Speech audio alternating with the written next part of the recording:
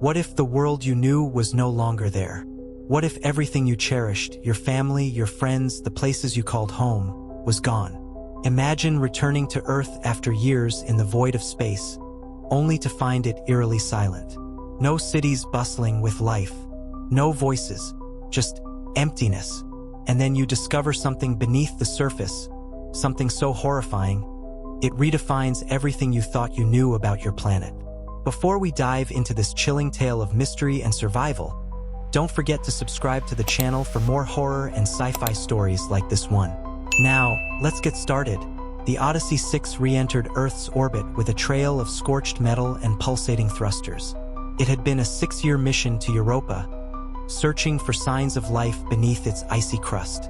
Captain Alara Moore sat in her command chair, her fingers gripping the armrests as she stared out at the pale blue planet growing larger in the viewport.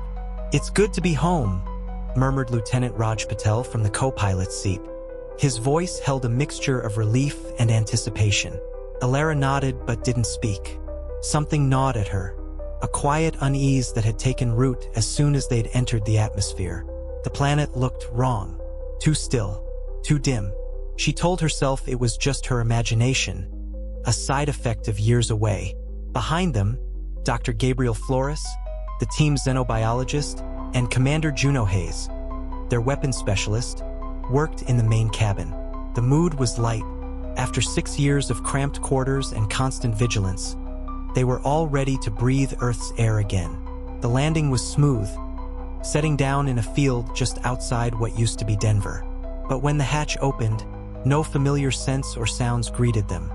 No birds, no hum of distant highways, no rustling wind. Only a dead silence that stretched across the barren landscape. Raj stepped out first, clutching his helmet. "This doesn't look right." Alara followed, scanning the horizon. The once vibrant city of Denver was nothing more than crumbled ruins, overgrown with weeds.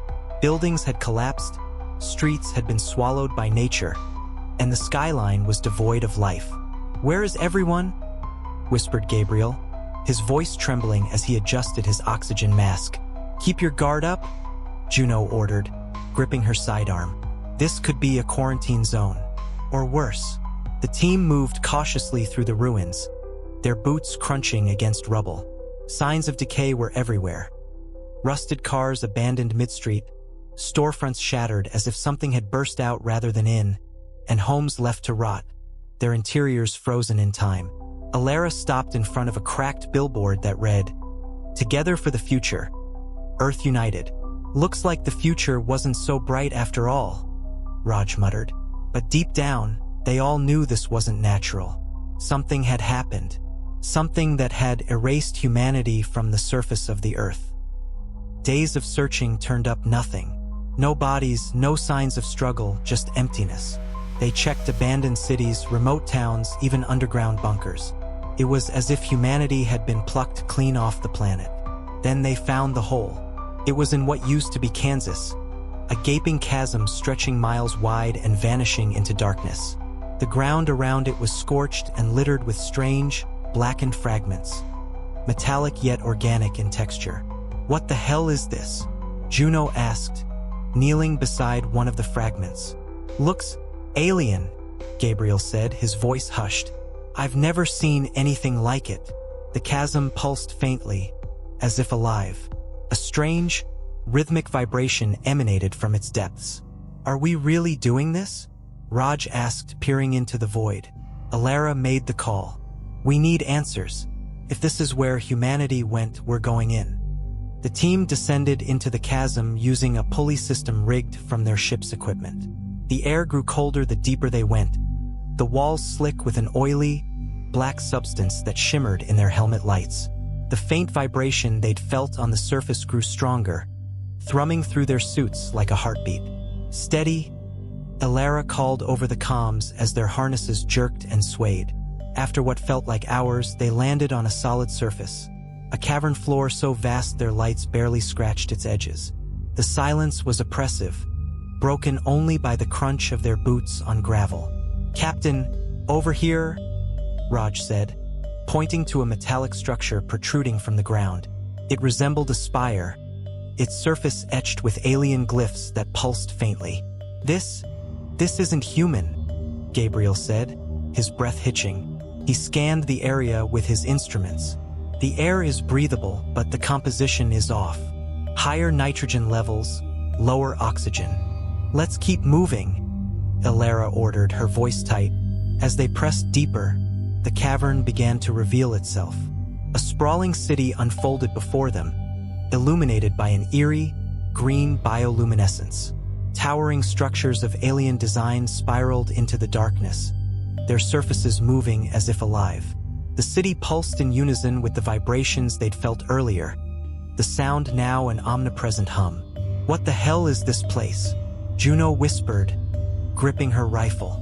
Gabriel crouched beside a glowing patch of ground, his fingers brushing its surface.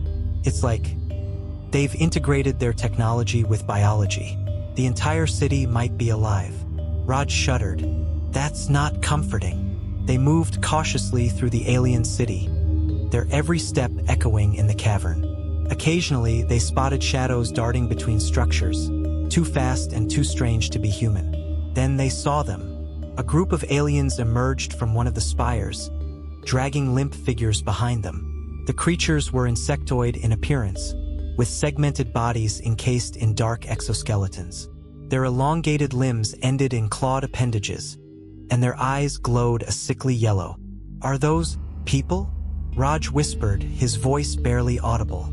The figures being dragged were human, emaciated, unconscious, and bound in a strange, web-like substance. Elara clenched her fists. "We need to find out where they're taking them." They followed the aliens at a distance, weaving through the labyrinthine streets. The creatures led the captives into a massive structure at the city's center. Its entrance yawned open like a maw, tendrils of glowing mist seeping out. Juno took point, her rifle at the ready. "We don't have much time. Let's move." Inside the central structure, the air was thick with an acrid stench. The walls pulsed and shifted, alive with alien machinery. The team moved in silence, their weapons drawn, their nerves taut. In the main chamber, they found rows of humans suspended in translucent pods. Tubes and wires snaked into their bodies, pumping in strange fluids. Many were barely recognizable, scarred, twisted, and disfigured from grotesque experiments. Gabriel scanned the pods, his face pale. "They're studying us, altering us. Some of these people, they've been here for years. Can we free them?" Raj asked, his voice trembling. Gabriel shook his head.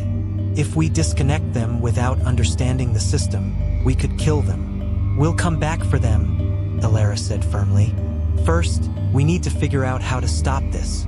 The team retreated to a hidden alcove to regroup. Elara paced, her mind racing. "We can't take this place down with conventional weapons. The only way to destroy it is from above, with the ship's rockets. Are you suggesting we go back to the surface, launch an aerial strike, and pray we don't blow ourselves up in the process?" Raj asked. Elara nodded. "Exactly." Juno frowned. "That means someone has to stay behind to plant the charges. The aliens will notice if we try to leave." "I'll do it," Gabriel volunteered. "No," Elara said sharply. "We'll plant the charges together. We move at night, when they're hunting on the surface." Night fell in the alien city, its streets dimming as the insectoid creatures swarmed to the surface. The team moved quickly, planting explosives at key structural points. The air was heavy with tension, every sound amplified in the silence. They reached the main chamber and set the final charge. Gabriel hesitated, his eyes on the pods. "We can't leave them like this. Not all of them." "There's no time," Juno hissed. But Gabriel acted anyway, slamming his fist into a console. Alarms blared as the pods began to open, releasing the captive humans. "Damn it, Gabriel!" Elara shouted. The aliens returned in a frenzy, their screeches echoing through the cavern. One lunged at Gabriel, impaling him with a claw. He screamed, firing his weapon wildly as he collapsed. "Go!" Elara screamed, dragging Raj and Juno toward the exit. The survivors barely made it back to the surface, the detonator clutched in Elara's trembling hand. She didn't hesitate. She pressed the button. The ground rumbled as fire erupted from the chasm, consuming the alien city in a deafening explosion. The shockwave knocked them off their feet, and for a moment the world was silent again. As the smoke cleared, Alara stared into the smoldering abyss. "It's not over," she said, her voice hollow. Raj nodded. "They're still out there." Juno tightened her grip on her rifle. "Then we fight." "The fight isn't over, not for the survivors and certainly not for humanity. What lies ahead is a war for Earth, a battle against creatures that have turned our home into their fortress. But what would you do if you were in their place? Would you fight knowing the odds are against you?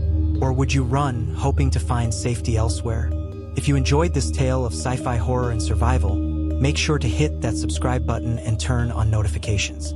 We have more stories of the unknown, the terrifying, and the otherworldly coming your way.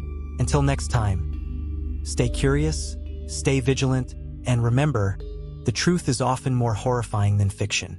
See you in the next story.